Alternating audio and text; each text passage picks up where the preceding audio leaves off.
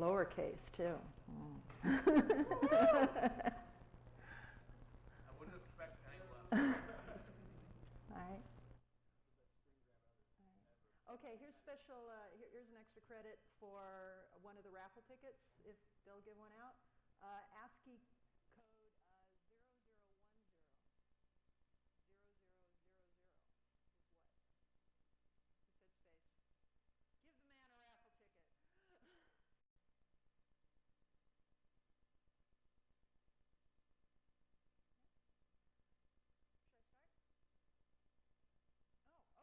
Cool, welcome. My name's, oops, wait, it's not, it should be showing the PowerPoint slide actually at this point, and it's not, so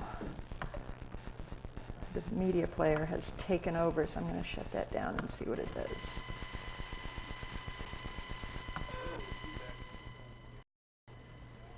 You guys got control of the sound levels, and we'll fake it when we get to that point? Yeah. Okay. Hi, my name is Ilanka Dunnan. I am a professional game developer out of St. Louis, Missouri. I make multiplayer games on the internet at play.net. And I got involved with this whole crypto scene by giving a talk on games at DragonCon. First of all, how many people here have heard me speak before? I heard you on BIMRA. Okay, on BIMRA, but how many have actually come to talk? Okay, good. So for you guys, sometimes I hide puzzles in my presentations. In this case, I did not do that, just so you don't have to worry about looking for one of the secret things, because Kryptos is like the big puzzle, and so I want everyone to be able to focus on Kryptos. So I was speaking about games at DragonCon, and DragonCon is a big convention down in Atlanta, and they've got different tracks on different things, and they've got the Star Wars track and the Star Trek track and the Buffy the Vampire Slayer. And one of the tracks was on electronic frontiers, and that's where I was speaking about multiplayer games on the internet. And hackers from SE 2600 were coming in, and they were speaking about computer security, hacking 101, hacking 201, how to keep computers secure. So because we were all kind of speakers in the same track, that's how I kind of got to know 2600, and because we'd all be like having a beer at the end of the day. And through them, I heard about this code that had been released at the Freaknik 3 convention in 1990. Nashville. And it was a code that had been released as a challenge to the attendees at the convention, but it had been a year and no one had cracked the code yet. So they were still handing out flyers as a way of promoting the next Freaknik convention, and I decided, after DragonCon, I was stuck home one weekend with the flu or something, and I was kind of bored, and I started looking at the code, and I just got really, really obsessed with it. And I couldn't put the thing down. I got completely antisocial, but I cracked it, and I won the prize, which was a free trip to the Freaknik convention, and free t-shirts and free drinks and other stuff, and free hotel. And then I started cracking a bunch of other codes, and I went around a bunch of the hacker conventions, especially in the southeast United States, and I cracked a bunch of other codes. I actually cracked so many that I was banned from competition. For example, at the AtlantaCon convention, when they released their code and it was on a sheet of paper, and at the bottom of the paper it said, "Note, past puzzle crackers are ineligible for prizes associated with solving the AtlantaCon puzzle. Give chance, Ilanka." Okay, so I sort of had these crypto skills, and then September 11th happened, and I was wondering, well, maybe I could help out with the war on terrorism or something, and so I called up my local FBI and asked them and said, hey, can I help? And they said no, and I kept calling back and saying, can I help, and finally I got an agent who asked me what it was I know about, and I said, well, I know about, UU encoding, and I know about PG steganography, and then he said, hey, steganography. We've been hearing rumors that Al-Qaeda might have been using steganography as a way of sending hidden messages. And there's probably people out in Washington, D.C., the big brains that know all about cryptography, but we're here in St. Louis, we're in the local field office, and it's not really our mission. So could you come in and give us a little talk about what steganography is? And so they thought I was, I think, going to put together this little 10-minute talk, and I put together the 70-slide PowerPoint presentation, and I went all over steganography and what the state of the art was on it, and what the rumors, the fact and fiction were about whether or not Al-Qaeda was using it. I don't believe Al-Qaeda was, at least not for planning the September 11th attacks. And then through that talk, I started getting invited to some other interesting places as well. But I'm getting ahead of myself. Let me go on here. So in this talk, what I'm going to go over is I'm going to go over Kryptos, which is the sculpture at the center of CIA headquarters. There are 4 codes on Kryptos. 3 of the 4 have been solved. has not been solved yet. It is one of the most famous unsolved codes in the world. And I'll be going over what the first three parts say, how they were encrypted, and sort of the state of the art of knowledge about what is known about that fourth part. I will also be going over a sister sculpture of Kryptos called the Cyrillic projector, which had the same artist who made Kryptos for the CIA also made a separate sculpture that had KGB codes on it, and I'll talk about that, and we cracked that one, and I'll talk about how. I'm going to go over definitely more about part 4 of Kryptos, and I'm also going to be talking about pop culture. Some of you may have heard of this book called The Da Vinci Code by Dan Brown, and hidden in the artwork of the book jacket there are 5 puzzles, and Dan Brown has said that these puzzles give clues about the subject of his next novel. 2 of those puzzles refer to the Kryptos sculpture, and I'll be going into more detail about how those puzzles are put together and do or don't know about it. I could also probably do a whole talk just on the fact and fiction of the Da Vinci Code, so if anybody wants to talk to me about that later, I can definitely help. Brown has actually called me and asked me for advice about, tell me about Kryptos, tell me what this means, tell me what that means. And I won't go into all the details of what we've talked about, but I can tell you some of that. And I also have this. I actually have my own book of codes, which Amazon finally started shipping the pre-orders yesterday, so I'm really excited about that. So I'm going to be talking a bit. Okay. So that's my title at Semitronics, play.net. I've also been involved with computers forever. My father was involved with computers back in the days when they were the huge room-sized mainframes, the kind where if the computer crashed, they needed to reboot it by re-entering the operating system by hand in binary, by flipping the little switches. And he used to take me into work with him, and I have memories. Some of my earliest memories are being in those huge data centers, and I remember I really liked the key machines, because when they were punching the holes through the cards, they'd be kicking out all the little chat. So I'd always go straight for the drawers under the key punch machines and be playing with the confetti. So I thought computers were fun because they always made neat confetti to play with. And some of the other things, some of the other conventions I've spoken at, DEF CON. I got invited to speak at the NSA Cryptologic History Symposium last year, Hackers Conference, ShmooCon, a whole bunch of other places, and now at Notacon. Those are some of the codes that I've cracked. Another thing that some of you may have read in the news is so after September 11th, I organized a crisis center for my company because many of my customers in our multiplayer games were affected by the events of September 11th, and they wanted to know, how's so-and-so in New York, how's so-and-so in DC, has anybody heard from them? And so I organized a big database. And so we just had hundreds of reports streaming into this email address, and one of the reports that came in was from one of my less scrupulous customers who's from Cleveland. I'm just going to check. Is he here in the room by any chance? Oh, okay, good. All right.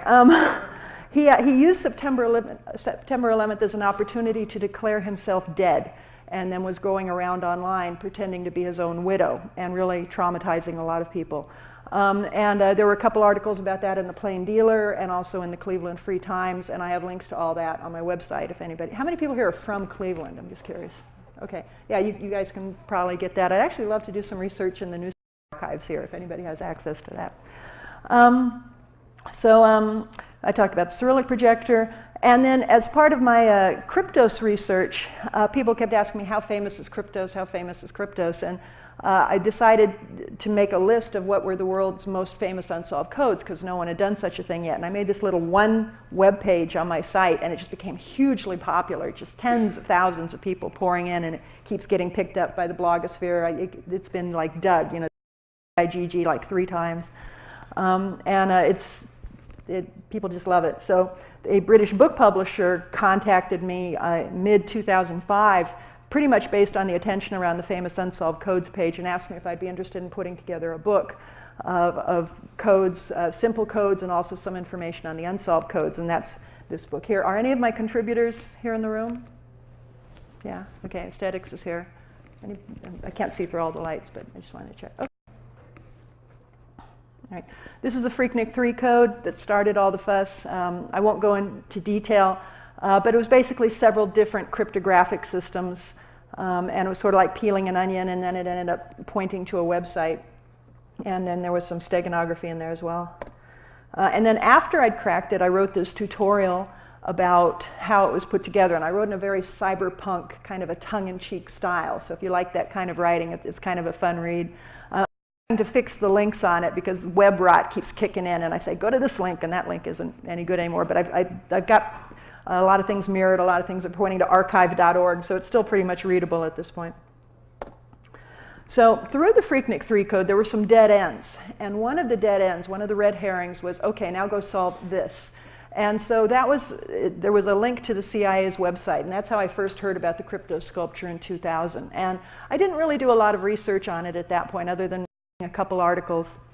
But then after September 11th, I have a cousin who works in Washington, D.C. He sometimes works at the Pentagon. He had a very, very close call on the morning of September 11th. Some of the people he works with were killed. And so in fall of 2001, I went out to D.C. and I was visiting my cousin, and I hugged him, and we went out to the memorial at the Pentagon. And then we were driving around, and he said, well, you know, as long as you're here in Washington, D.C., there's a lot of other tourist attractions. Is there anything else you'd like to see? And I thought about it, and I thought, you know, Kryptos. Yeah, I'd really like to see Kryptos. And he said, well, where is Kryptos? And I'm like, it's at the center of CIA headquarters. And he said, OK, that's in Langley. And I'm like, yeah. And he says, OK, well, where in Langley? I'm like, I'll find out. But it got a little hard at that point because there's no street address for the CIA headquarters. I mean, it's not like you can just go to MapQuest and say, give me directions to CIA. And so it was kind of difficult to find it. This was before Google Earth. This was before Windows Live and all those. And so what I ended up doing was actually something similar to what Google Earth does, which is I sort of knew what the building looked like because I'd seen like Tom Clancy movies with the overhead views of CIA headquarters. And I went and I downloaded a bunch of satellite reconnaissance pictures of the Langley, Virginia area. And then just went looking around until I found the right outline of the building, and then I knew where CIA headquarters was. And I gave the directions to my cousin, and we figured we'd drive by, and we'd kind of like just drive by the service road and kind of scope things out. But the thing is when you take the exit, and there is a sign, exit CIA, but when you take the exit, there's no service road. You take the exit and you're there, and there's this huge gate, and there's barbed wire across the top, and there's a guard shack, and all these big guys with guns that come pouring out of the guard shack, asking very reasonable questions in 2001. Who are you, and why are you here? And we said, hey, we're just here to see Kryptos. And they go, oh, Kryptos, sorry, you can't get in. You know, entrance to the CIA is for people with official business only. And so I was saying, okay, can I talk my way into CIA headquarters? And so I tried to think of all the stuff, you know, I'm saying, well, you know, is there like a public tour day? And they said, nope, sorry, official business only. And I said, well, is there, can I get an invitation from my congressman? And they said, nope, sorry, official business only. And I was ticking down everything on my list, and they were very polite, but very firm, and they big guys, guns. And so we finally said, okay, we're not going to get into CIA today, and we reluctantly turned away. And but I kept thinking about, okay, official business, and because I wasn't going to give up on it. Now, parallel with all this, I had that other thing where I'd contacted the FBI, and the FBI had asked me to put together this talk on steganography, and I'm thinking, can I use that talk on steganography as a way of talking my way into CIA headquarters? So when I put together my talk on steganography, and steganography, by the way, is most of the people in this audience probably already know, but it's a way of hiding messages inside of pictures. And so as my example of steganography, one of my examples, I used that picture, which is off the CIA website, and I hid stuff inside of it in my PowerPoint presentations. And then every time I gave the talk, I'd show the slide and I would say, boy, I'd love to give this talk someday at CIA. And every time I gave the talk, boy, I'd love to sit on that rock and just look at that sculpture for a while. I'd love to talk at CIA. Well, at one point, I was invited to DEF CON, and I was giving the talk there. And how many people here have been to DEF CON? Just curious, probably a fair number. Okay, so I was in the big roof tent, and I'm giving my talk on steganography, and saying, boy, I'd love to give the talk at CIA. And at the end of the talk, you know, people come up, they're giving business cards and all sorts of, what do you think about this? What do you think about that? And one person that came up to the podium, they leaned really close, and they said, I work at Langley. I think I can get you in. I'm like, cool. I don't want to be paid. I just want like 2 hours to sit on that rock and look at Kryptos. And they said, okay, well, we'll talk to you later about it. They gave me a first name and a phone number. I didn't get a last name. And we kind of got pulled away by the different convention stuff. So the first thought in my mind was, okay, is this really somebody that works at CIA, or is this just somebody at DEF CON who's pulling my chain and saying that they work at CIA?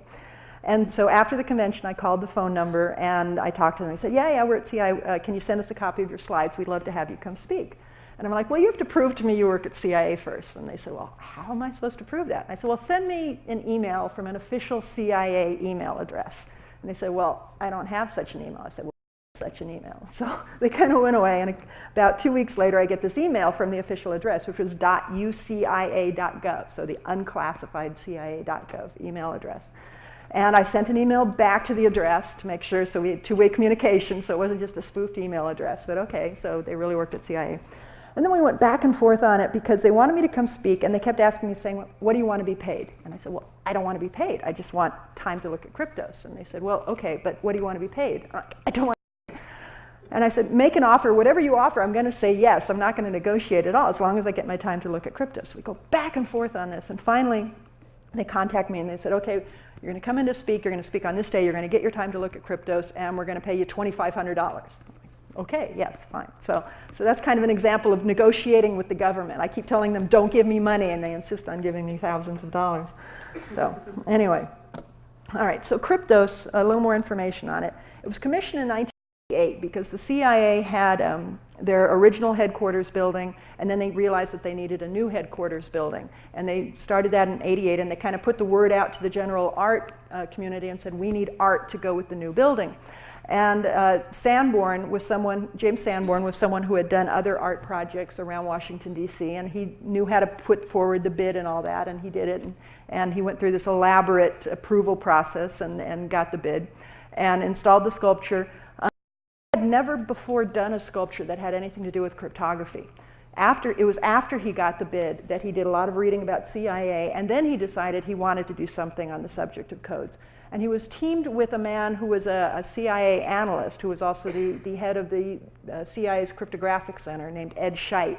And Scheit taught Sanborn about codes, and then those were the systems that ended up used on cryptos.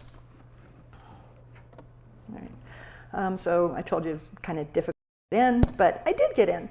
And they wouldn't let me take pictures of the sculpture, but they did let me take rubbings of it. And my cousin's wife was an artist, and she loaned me some charcoal. And so I'm standing there in the breeze with like 4 CIA handlers around me, and I'm doing these rubbings of the sculpture. And they made a real mess in my suitcase, I should mention. But when I got back to St. Louis, and I have all these really cool rubbings, I'm thinking, somebody somewhere in the world might be really interested in these rubbings. I just have no idea who. 2 or 3 websites about cryptos, really kind of, there was 1 or 2 people that like old, lots of broken links. And so I decided to make one web page about cryptos to say, here's my rubbings, and here's what I saw about cryptos.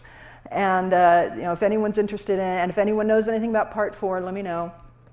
And I put in, here's links to the other cryptos information around the web, and here's the American Cryptogram Association, blah, blah, blah.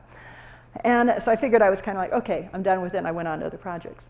And then I started getting these weird emails were coming in from around the world. And one of these emails that came in and said, oh, I've solved cryptos. I know what part 4 says. And I'm like, cool, tell me what it says and I'll put it on my website. And he says, well, if you take this letter and that letter and this letter and this letter, it's my home address. It's proof that they're watching me. Okay. And then about once a week, and it's continued. I mean, even this week, about once a week, someone writes to me and says, I've solved cryptos. And I'm like, okay, what's the answer going to be this time? And it's like, oh, it's proof that there's relationship between Angkor Wat and Mars. I'm like, thanks very much. Can you show me can you duplicate that method for me so we can have a third party confirm the solution? But mixed in with the emails, every so often I'd get an email from an honest-to-God researcher. And I had some interesting correspondence with them. With one of them, I actually came up with my own method for solving part 3 of the crypto sculpture, and I published that on another web page. And then he and I, Gary Warzin, he actually just passed away last year, Gary and I founded a Yahoo group to kind of discuss more things about cryptos, and then more people started joining the Yahoo groups and joining. Now we have like 800 people that are all really interested in this crypto thing. So this thing just keeps growing and growing and growing and growing. So this, by the way, is part 4. This is the bottom part that we don't know what it says. I'll go more into this later. There's 4 panels on cryptos. 2 of them are a visionaire table. I'll talk about that in a and a keyword builds a cipher alphabet. The first person to publicly solve it was in 1999. That was Jim Galogly. He was a California computer scientist, got a lot of media attention for it. After he'd solved it, the CIA came forward and said, oh, well, we have an analyst named David Stein who actually did it a year earlier, who solved the first 3 parts as well. A year after that, in 2000, an article showed up in a newspaper called the Sun Journal by someone who covers the NSA. And The NSA says that they've got people who've solved it too. Originally, we'd heard the NSA had kind of rumbled about this a little bit when the whole Jim Galogly, David Stein thing came up and said, oh yeah, well we've got 3 people who've solved it too, but we're not going to tell you who and we're not going to tell you when, which is a very NSA thing to do, the no such agency. Though here at the convention, NSA is not security agent, or I've seen some people walking around with the NSA badges. But evidently in 2000, there was an article, and the way I got the article was at NSA last year. After I was speaking, they let me into the NSA Cryptologic History Museum. They actually opened it up after hours so I could come in and do research. And the librarian, while I was doing research, very quietly came up and put in front of me a copy of this Sun Journal article from 2000 that said, you know, following NSA people solved the first 3 parts of Kryptos in 1992. So I'm like, okay, did they really solve it in 1992? Is this more misdirection? Is it a real article? Is it a fake article? I don't know. To the reporter of that article, I think Tom Bowman from the Baltimore Sun. I have not heard back from him yet. So I'm just kind of presenting the information here. In any case, in the crypto community, there's a lot of argument about who gets credit for something. If somebody solved Kryptos Part 4 and then said, oh, I've solved it, and then they drop it in a drawer and don't tell anybody, 10 years later when someone really solves it and publishes it, and then this guy with the comes up and he pulls his answer out of the drawer, should he get credit for doing it first? And the answer, I mean, this has been extensively debated. The answer is no. In order to get credit for something, you not only have to do it, you have to tell the world that you've done it in a timely manner. You have to tell them you've done it, you need to tell them how you did it, and third parties need to independently verify your solution. So even though the NSA is kind of saying they had someone early, I really don't think that they should be getting a lot of credit for it, because it's not enough to do it. You got to share the information. You got to let the world know. Information has to be free. Okay. So, but I will say that they're saying they did it. All right. That's more information about stuff from the article. Supposedly the CIA's deputy director, Admiral Studeman, basically said to NSA, you guys are so hot, let's see how hot you are. And Vice Admiral John McConnell took up the challenge. And apparently a 4-person team ran computer attacks and solved the first 3 parts by December 1992. But even the NSA said they could not solve Part 4. So to my knowledge, no one inside or outside of the intelligence communities has solved K4 yet. All right, this is the artist, James Sanborn. He's still living in the Washington, D.C. area, still doing a lot of art. Now, as I was getting all these emails from around the world, some of the emails were coming in and they were asking various questions about, well, tell me this about Kryptos, tell me this about Sanborn. And one of the questions they asked was, what else has Sanborn done? And so I went and I tracked down his agent and I said, can you send me a list of everything Sanborn's ever done? And they said, well, there's no such list. I'm like, what do you mean? And they said, well, there's no list. He's done too much. It would be impossible to make a list of everything Sanborn has ever done. So I was like, okay, I'll make a list of everything Sanborn's ever done. So I started writing to art galleries all over the world and having them send me the information, and stuff just kept coming in my apartment, just piles of stuff were accumulating. And through all this research, there were 2 things, really interesting things that popped up. One was when I got a big, thick folder from the Smithsonian about Sanborn, and I'm going through the folder, and it talks about correspondence displayed at this gallery, and then one sheet was all in Russian. It was a classified KGB memo that was stuck in this folder from the Smithsonian. And I go and I talk to people who know Russian, and they say, yeah, it's left over from 1982, and it's about the Soviet dissident Sakharov. And I'm like, why the heck is this document in the folder? We didn't know, but I kind of like, okay. And I told the FBI, hey, you know, I found this classified document. And they said, oh, you know, it's probably left over from the Cold War. Don't worry about it. I'm like, okay. And fine. And another thing I found out was that after Sanborn had made the Kryptos sculpture for CIA, he'd made another piece, which he called the Untitled Kryptos piece, which he sold to a private collector. And I've tracked down the current location. It went through various hands, but the current location is in the home of a .com millionaire in Los Angeles. And when I was in Los Angeles for a gaming convention called E3, I called up this millionaire, well, his caretaker, and I went through all the handlers. Hi, I'm Ilanka, the famous Kryptos researcher. Can I come in and take a look at your garden? And he said sure, and he let me in, and I was able to take pictures of the Untitled Kryptos piece. And I found there were some differences on that piece from the version that was in the CIA, the center of the CIA, and I've got some slides on that here. So this is the Untitled Kryptos piece in the home of this, in the garden of this .com millionaire. You can see that it's shaped differently from Kryptos, and it's got the 2 sides on it, and one side it's the text of Kryptos repeated over and over. And the other side is encrypted Russian text.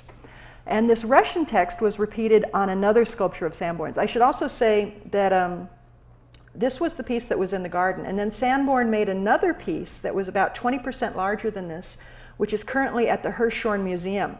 And it's called the Antipodes. So if you ever go to the Hirshhorn, which is that big round museum right near the Capitol building, right outside the entrance, you can see Antipodes.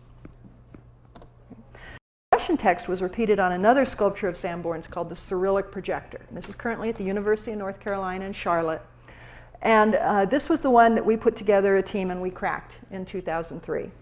And it came out to be extracts of 2 documents. One of them was instructions to Secret Service agents about how to develop a source. And the other one was an extract from a 1982 KGB memo, which was the same document that I had found in that folder from the Smithsonian. So it all kind of tied together here. And I will go into way more detail on that. Oh, and on the Kryptos side, there were a couple other differences. One was, on Kryptos, there were the 4 panels. And instead of 2 panels on the left and 2 panels on the right, on the untitled piece, the first 2 panels were up here, so you can see these diagonals. This was the Vigenère table. And then here was the actual ciphertext, but it's in a different order. On the CIA version, the ciphertext, basically the codes are numbered 1, 2, 3, 4. And on the untitled crypto, this is not the beginning of part 1, this is the beginning of part 3. So it goes 3, and then it goes down, and it goes 3, 4, 1, 2, 3, 4, 1, 2, and then it chops off halfway through part 2. So we don't know why they're in a different order, but it's interesting that it delineates very clearly where the beginning of part 3 is. Another difference is down around here. We have these 2 dots. Those 2 dots do not appear anywhere on the CIA version of the sculpture. They are only on the untitled Kryptos, on the Hirshhorn piece, Antipodes. I've showed this slide to Sanborn. He says, I don't remember. Have you ever talked to Sanborn about why he's so, why he likes Cyrillic so much? What it is about the Russian alphabet that uses more often than not? The question, I'm repeating, the question is, have I ever talked to Sanborn about what it is that he likes about the Russian alphabet, the Cyrillic alphabet? And what he has said is that he wanted to show the balance between the Cold War, between the Western side, the Latin alphabet, and the Russian side. So there was the CIA and the Russian side, and another version of the sculpture he made, and he actually called it Covert Balance. And it was actually sitting on the mall in Washington, D.C. for a while.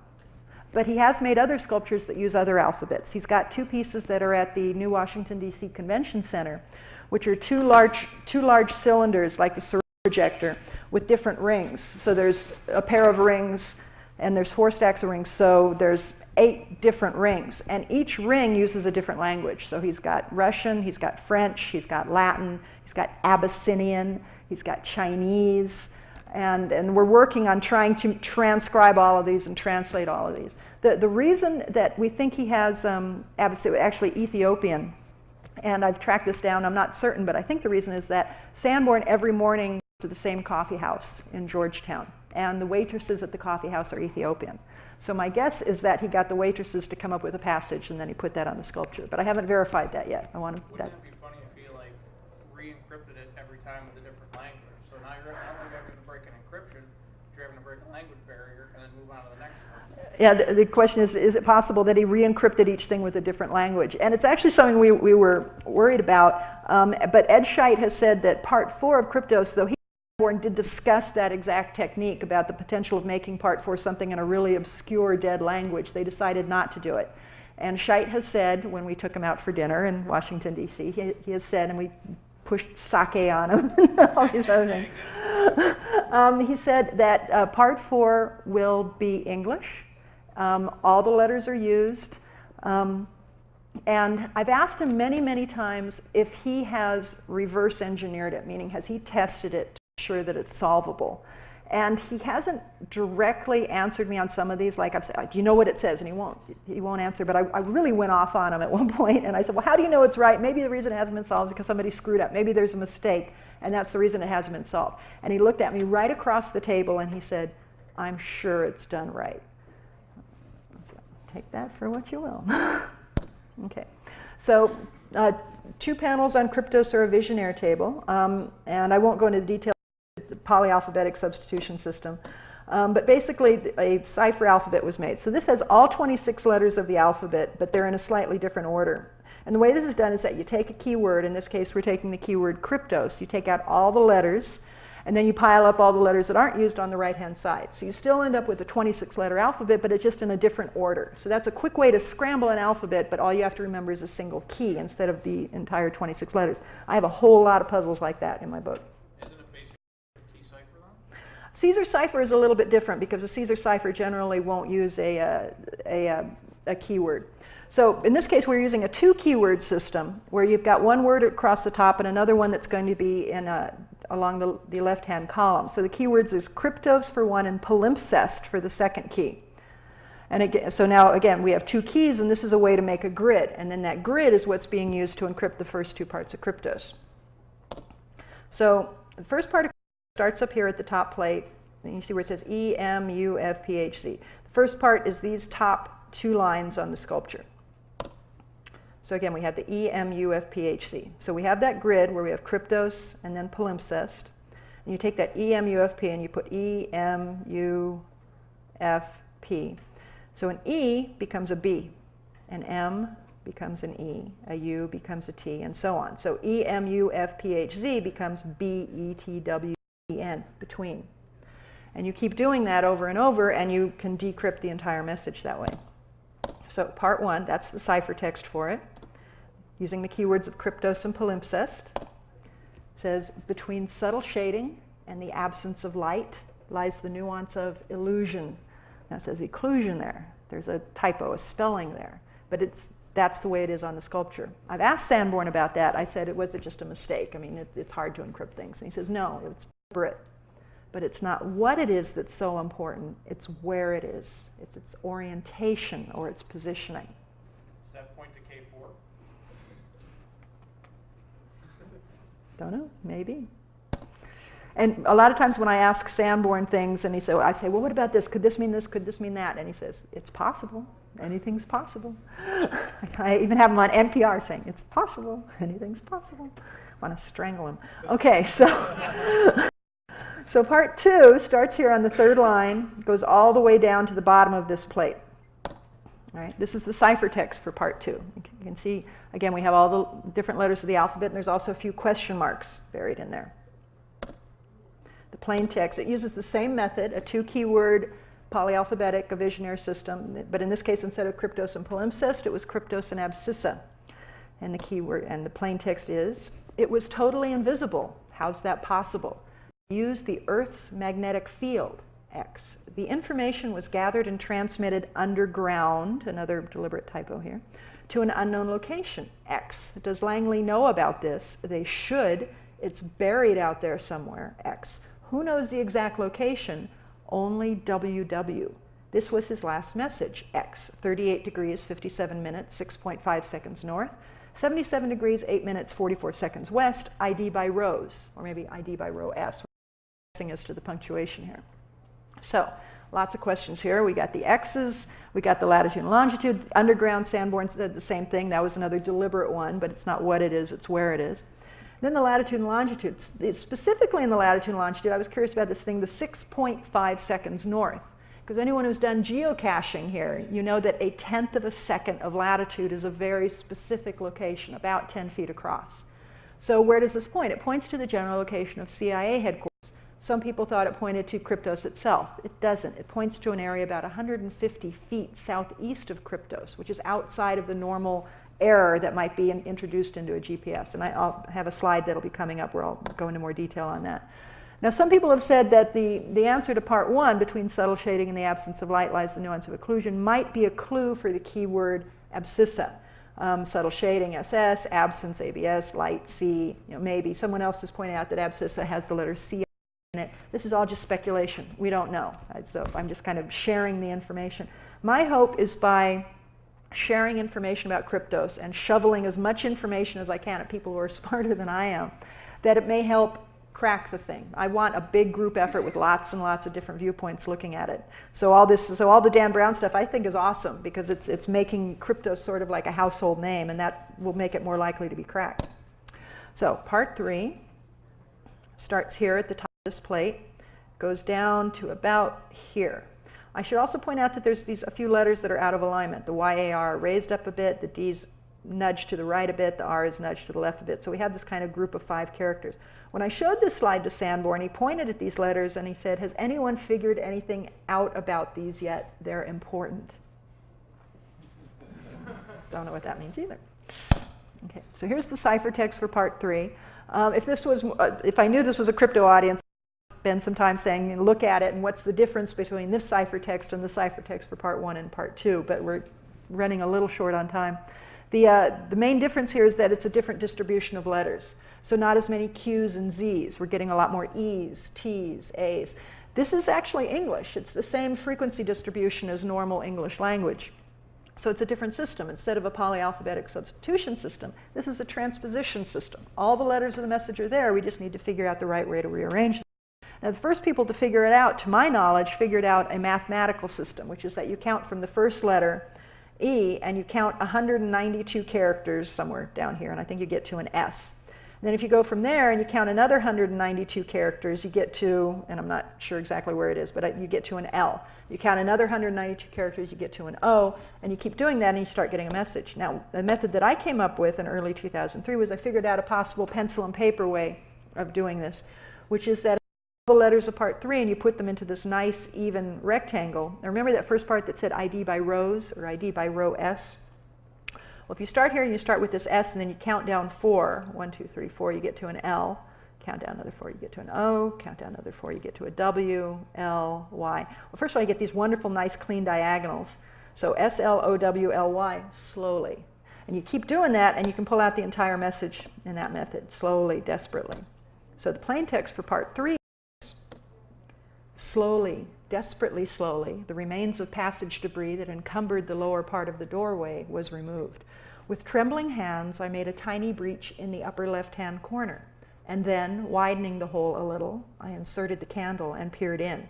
The hot air escaping from the chamber caused the flame to flicker, but presently details of the room within emerged from the mist. X. Can you see anything? Q. Who recognizes that? Anybody? Tut's tomb, exactly. This is a paraphrased extract from the diary of Howard Carter on November 26, 1922, on the day that he opened King Tut's tomb. The answer, by the way, to can you see anything is yes, wonderful things, or yes, it is wonderful.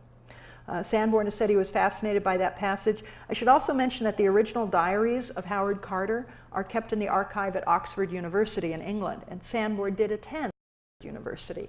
We've been trying to get actual copies of those journal pages to see if there's something scribbled on the margin or anything, but haven't had any luck yet. Okay, then we come to part 4. I can't tell you what it says because we don't know. Now, why hasn't it been solved yet? Well, first of all, it's short. It's 97 or 98 characters. We're not sure 97 or 98 because of the leading question mark. We're not sure if the question mark is part of the end of part 3 or the beginning of part 4. But generally, when cracking codes, cryptanalysis need lots of ciphertext to work from. When the Enigma messages were cracked in World War II, there were just hundreds and thousands of messages. Every day they had huge quantities of ciphertext, and that would allow people to find the very subtle patterns that allow a code to be cracked. But with something really short, it's very difficult. It's also possible that there's a key that's only accessible on CIA grounds. Kryptos was never intended as a public challenge. It was intended as a challenge to the employees at the CIA. Sanborn has said the theme of the sculpture was information gathering, intelligence gathering. So maybe there's something buried out there, maybe there's something in an office somewhere, maybe somebody needs to talk their way into the CIA history department. We don't know, but that may have something to do with it.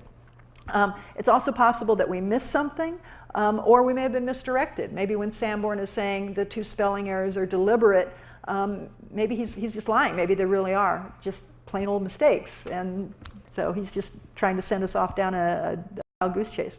It's also possible that it is just broken, that it has a mistake. I think some of the famous unsolved codes, I know some of the unsolved codes on my page are unsolved because somebody screwed up. For example, someone wrote a book which had a cipher challenge in the back of the book, and the author later admitted with embarrassment that he had screwed up when he made the code, and he couldn't even solve the code anymore. But it's still out there because some people think, okay, well, if we can figure out what mistake he made, we may still be able to crack this code. So there was a question. Now, you said that grid location, does that point to a door that would then have to do with that passage? So is it like point to a certain door in the courtyard that might have something to do with the... Okay, the question was where do things point to, and I will have a slide coming up. But I'm getting a little low on time, so I'm going to go through this really fast. On the Cyrillic projector, the way that we cracked it, it was created in the early 90s, and we started looking at it. It was a 3-step solution process. I first started working on it because Randall Bolick, who some of you may know through some of the hacker cons, he took pictures of it, sent me the pictures, and I passed them along to the group. And I said, okay, well, let's make a transcript of the thing. And a couple weeks went by, and no one had made a transcript. And so I said, okay, I guess I got to transcribe the Cyrillic projector. And spent just weeks, picture me in the middle of my living room carpet with pictures all around me of little pieces of a sculpture with backwards Russian text. And I'm carefully transcribing each letter. But finally made a transcript, presented it to the group. At that point, 2 other members of the group popped up and said, oh yeah, we made transcripts too. Like, great, thanks for telling me. But it was good then, because now we had 3 entirely independent transcripts that we could compare to make sure that we had one really super accurate transcript. So we made this, we fiddled with it a little, and then we put it out on the web. And I was saying, well, maybe someone else out there will be able to use this and figure out the cryptographic portion. Enough, about maybe a month after we posted the transcript, I got this email through my company's anonymous feedback form saying, send this to Ilanka, it's about the Cyrillic projector, and said, I have solved the cryptographic portion of the cipher. It is, as advertised, not terribly difficult. P.S. I'm doing this anonymously because I have a sense of humor. So I looked at this. Now, they didn't say what the plain text was, so I didn't know if this was someone who really had solved it or someone who was just one of the space alien crazies that was going to tell me that, oh yeah, the Martians did make Disneyland or whatever. And it was an anonymous feedback form, so I kind of filed it away. But, and I already talked about this, about should an anonymous solver get credit? No. But a couple months later, I was reading my weblogs to see who was linking to my Cyrillic projector page, and I saw this really interesting link in the weblog that ended with the HTML, cpsolution.htm. I thought, wow, that's a really intriguing URL, so I traced it back. And what it was by the same guy who had earlier sent me the anonymous letter, and it was this one page.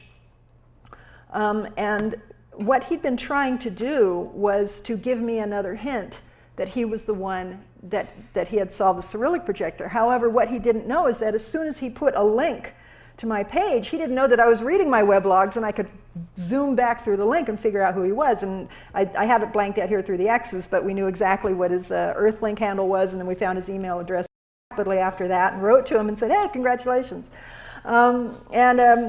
At that point, he said that he had cracked the cryptographic portion, but he still didn't know what it said. And so then the race was on, and it was like Friday night, and I'm IRC and IMing, and everybody desperately trying to find information to do it. And what I did is I made a spreadsheet that it was actually based off of something by an Italian named Ferdinando Stelle, who had a spreadsheet that was dealing with Russian. And then I modified it to replicate this man's method, and I came up with my own kind of garbled cipher, or garbled plain text. And this is sort of, there's the decryption. Yeah, this was my garbled plain text. Does anyone here speak Russian, by the way? Read Russian that wants to admit it? If you look at this, there's actually words there, but it's very, very difficult to read. And this is not what it says, but this is an example of the problem that we were dealing with. This says, this sentence might be easily understood to a native English speaker, but someone not familiar with English would have a great deal of trouble reading or translating it. Plus the fact that there isn't any punctuation isn't any help either. So I was reaching out all over IRC, everybody, trying to find a native Russian speaker that could help me tear this thing apart. And it took a while, and it was working cell phones, and it was chaos, but I finally tracked someone down. It was a friend of my father, who was an engineer from the ex-Soviet Union. And working between him and me and my dad and cell phones, we finally got the solution on the next day. And I was actually helping some friends move, so I was moving boxes and calling cell phone and going out in the front yard and getting a good signal and putting down boxes. And finally we had this, and I put down my last box, and I told my friends, sorry, gotta go, I gotta write press releases. And I went home and wrote press releases, and then all hell broke loose. And because Slashdot picked it up, and man. So the plain text, like I said, 2 parts, and I won't read this whole thing, but the first part was instructions to Secret Service agents about how to develop and how you want to weave a psychological net around the source so you can pull it tight at the appropriate time. And they say the reason you want to do this is because if you can control someone, then you know you can trust the information that you are getting from them. But I love the last line here. It says, however, the methods and behavioral techniques that are needed to attain this goal are radically contrary to the ethics and morality of society in the field of interpersonal relations. I'm like, yeah, you think? Okay. Second part, and then this was the extract from the 1982 Pugwash memo, and this is the document that I found in that Smithsonian folder. And so the text came from the subject line, which was, and again, I won't read to you, but basically it says Sakharov here, and anti-Sovietskogo, and I can't print it, here we go, American something. And it was classified, secret. Right. And when the press release went out, and Slashdot, and I really enjoyed the chatter that was on Slashdot from. Well, first of all, the traffic was just insane. I mean, I've been carefully tracking everyone that comes to my website and saying, oh, I got 5 visitors today, and 6, oh, I know who that person is, oh, I know who that person is. And then traffic picked up a little bit, and then I was looking at a chart later that showed hour by hour traffic, saying, okay, this hour you got 5 people, this hour you got 7 people, this hour you got 9,036 people. Boom, you know, there's Slashdot, and there's just tens of thousands of people pouring in. And I really enjoyed the chatter, because then they started saying, no, what the Cyrillic projector really says is, send more vodka. and another one of the solutions that I just really enjoyed was, no, what the Cyrillic projector really says is, keep information away from moose and squirrel. Okay, right. So then we went back to the Cyrillic projector, and we said, okay, well, there were some spelling errors. Was this our screw up, or was this something, again, that was hard-coded in the sculpture? And it was hard-coded. Our transcript was correct. So we don't know if these spelling errors may give us some clues towards cracking the CIA sculpture. So getting back to Kryptos. So the latitude and longitude, so here we have the original headquarters building, and this is the new headquarters building. This building with the funny shaped roof in the middle is the cafeteria. And the Kryptos sculpture is right about here. So courtyard outside the cafeteria, so as the employees are eating lunch, there's a whole wall of windows here, so they can look out the windows. Sanborn made pieces here, he made pieces in the courtyard, and he also made several pieces out here in the front entrance area. Here's a close-up. So again, here we have the cafeteria. Here we have the new headquarters building. This little squiggle here is Kryptos. Sanborn designed this entire semicircular area. There's a duck pond here and some granite slabs. There's also some granite slabs here. I think that the latitude and longitude coordinates point to right about there. And we've had people go there and look. We don't see anything unusual. These little dots are lunch tables, but they're free moving. You can drag them around to different locations. There are a couple manhole covers in the courtyard, but there's manhole covers all over the place. What's underneath that spot, I've been told that it's not just utility tunnels, that there's actually a whole layer of offices underneath the CIA. So it's possible we need to go down someone's office and look at ceiling tiles. I don't know. Here's another image. This is from Windows Live. So again, we have Kryptos here, and we have the duck pond and the slabs, and then Sanborn made these. Now notice how there's 3 slabs here. 1, 2, and 3. And then we have the slabs here. Slab, slab, Kryptos. And these 2 lines, the parallel nature of them, and Sanborn has said that that is deliberate, that the pieces in the front entrance were supposed to be parallel to what was in the courtyard. Now when I've shown him a slide and I've said, well, we think that this is where the latitude and longitude coordinates point to, he says, yeah, that's about right. It's either there or here. Now why he would say something like that, maybe the parallel nature of it, or maybe it's more misdirection, we don't know. Here's a close-up of that. So we have these large slabs here, here, and here. Now on this one there's also an engraved compass rose, and there's a lodestone, and there's also sheets of copper in between the slabs that have Morse code messages on them. Here's a close-up of the slabs and these Morse code messages, and they say things like SOS, shadow forces, lucid memory, T is your position, digital interpretatu. Don't know what that means. Now Sanborn has said they're related to part 2. Some of them have leading dots. I don't actually have a slide this, but the message, it kind of goes off the edge and then it's like dot, dot, dot, dot. And one person in my pointed out that this may be a crib towards figuring out a key, meaning if you take one of these messages, and I'm not remembering, I don't know if aesthetics remembers, but if you take one of these and you drag it along the ciphertext for part 2, and you decrypt, decrypt, decrypt, at one point, if you take it off exactly 5 spaces, you get a little slice of plain text that becomes visible, and you can use that plain text to figure out the rest of the plain text. So you have to do it 5 spaces off, and the Morse code on that plate has 5 dots on it. So it might be a clue for what we're calling crib dragging. So we're doing lots of crib dragging on all the different parts of ciphertext. Here's the compass rose, there's the lodestone. Okay, so just checking how I'm doing on time. Way too much information, not enough time. So this was where we figured out the numeric key for Kryptos, and we found out that Kryptos was a key for part 3 as well as for parts 1 and part 2, which is the key is 147625, which if you take the letters of Kryptos, you alphabetize them, and you number them 1, 2, 3, 4, 5, 6, 7, and then you spell it correctly again, you come up with the key 14736625, which is the key for part 3. Deliberate or coincidence, we don't know. And this was the original mathematical formula for solving part 3. There's also another method with double kilometer transposition. I told you about how these letters are out of alignment. It's possible that those are a clue for a different kind of cryptographics called rail fence, which is where you take a message like meet you at the clock, and you write it diagonally, meet you at the clock. And then you take each line, MYTCK would be the first part, and then that would be a way of encrypting things. So maybe we need to figure out what the angles are. And then in this one, we took the first part, MYTCK first, but that's 1, 2, 3. If you maybe want to start with a different number, so 3, 1, 2, then you would start with the EUHO line, EUHO. And so all these different possible ways of doing it, and we're trying a lot of these different methods. Someone else pointed out that on the Visionaire side, that there's this extra L at the end of one line, so there's 2 lines that both end with the letter L. And this line with the extra L is on the same altitude as the out of alignment letters from the other side of Kryptos. So it's possible that that's a clue to draw the eye to that line. We've counted the number of characters. I'm going to go through these really fast. Yeah, I told you that. Now, someone said in terms of visual clue, on the Cyrillic projector, if you're looking at the way that the light projects, you can see the word Medusa.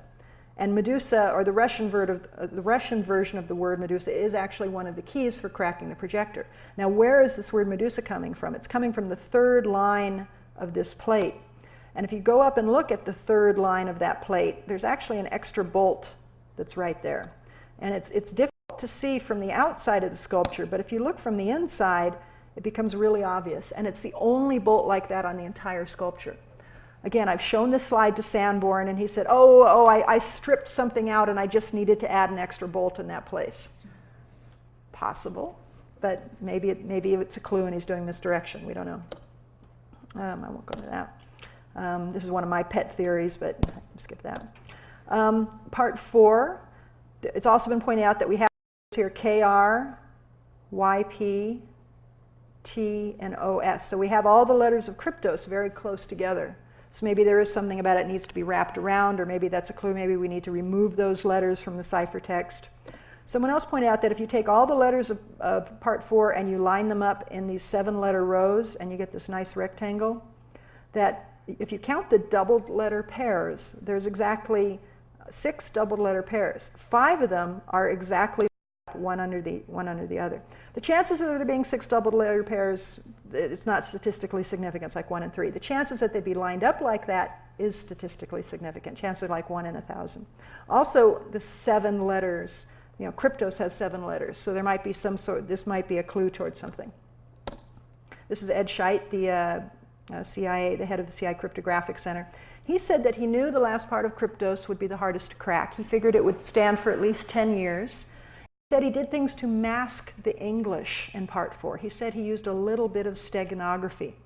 And when I asked him at the art show, a Sanborn art show opening at the Corcoran Gallery in Washington, D.C., and I asked Ed, I said, why is it that you think part 4 hasn't been solved yet? And he said, well, you've solved the first 3 parts, but you did it without recovering the keys first. Don't know what that means. When David Stein, the CIA analyst, gave a talk at CIA how he had solved the first 3 parts. At the end of the talk, Scheidt went up to Stein and said, "Congratulations, your answers were correct, but you did not solve them in the way that they were intended to be solved." So again, there may be some key that's on CIA grounds that we just haven't found. One theory is that Sanborn hand-carved parts of Kryptos. Maybe some of the letters are rough and some are smooth. Maybe if we could see it closer, we could see that the letters go rough, smooth, smooth, rough, rough, smooth. So maybe there's Morse, maybe there's binary. Maybe, we don't know. We just don't know. I mean, I'm considered one of the world's top experts on Kryptos. I've only seen the thing once. So it's like we're looking down this long tunnel trying to see everything we can about the sculpture. So was stuff carved by hand. Someone has pointed out with if you take the keywords abscissa and palimpsest and you anagram them, you can get the phrase PS. It's as simple as ABC. Is this coincidence? Is it deliberate? We don't know. Okay, also, when I was talking to Ed, he was very eager to see me get access to CIA again. He said, and I said, well, I'm trying to get another speaking invite. And he said, well, if you can't get on the grounds, let me know. So I told him, I said, I tried to get another speaking invite. I couldn't get another speaking invite. And then I sent that email, and he didn't reply right away. But about 2 hours after I sent that email, I get this I am pop up on my screen. It's from Molly H. And it's one line. It says, the key to is komitet. Now, komitet, I recognize the word right away. It's a Russian word. It means committee. It's the K in KGB. It's 7 letters long. And I am back to this person. I said, tell me more, and they didn't answer. I am back a couple minutes later. They're gone. I reach out through my contacts. I say, who the hell is Molly H? I got people who go in and they check databases, and they say it's a screen name that was hacked and then deleted. It was hacked. They sent you a message. They deleted it. So also Molly Hale, by the way, is the name of the person who's the head of the CIA's Public Affairs Department, which I don't think means that Molly sent me this message, but if someone was going to give me a clue, maybe. And it's interesting that they said the key, not the keyword, but the key. And there's also 7 letters in komitet. So again, that letter I found in the Smithsonian folder. So was it a hint or a hoax? Whoever sent it, they knew I was working on Kryptos. Not hard. You go to Google, you type in my name, Kryptos comes. And they knew some Cold War history, and they're waving, and I have to wrap this up really quick. So I'm going to, these are other pieces that Sanborn has done. This is a restaurant in DC that Sanborn decorated. It has classified documents. One of these documents is that same document from the Smithsonian folder. So if he put the source for the Cyrillic projector on that wall, chances are that he may also have the source for Kryptos somewhere on that wall as well.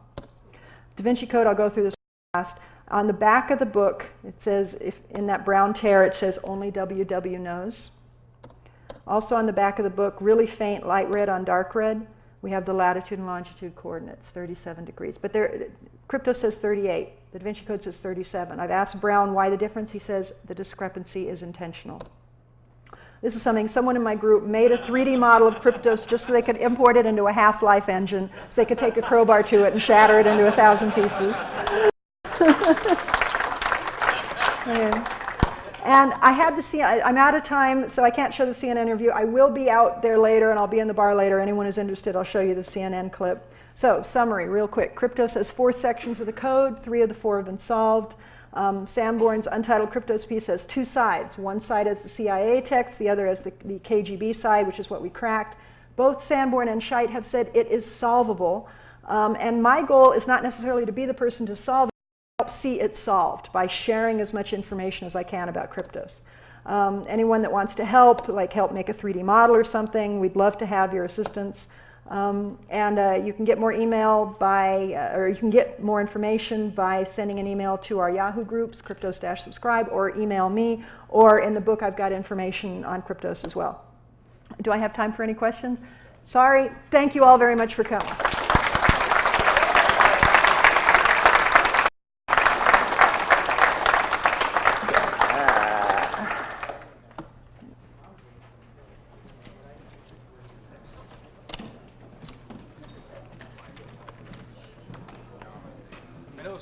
Pretty simple, Wonka, but how come, I mean, if he didn't find the key already, maybe Scheidt went one way. I'm sure you've probably heard this a million times. I mean, what if Scheidt just didn't figure out that somebody would find another another back door, another way to find it out. So you guys could be chasing a ghost then, because if you don't see, then everything that you've done so far, well, it may be right. There may be some primer somewhere at the beginning that you missed. So we've been looking really hard for that primer. What if you did something where you like don't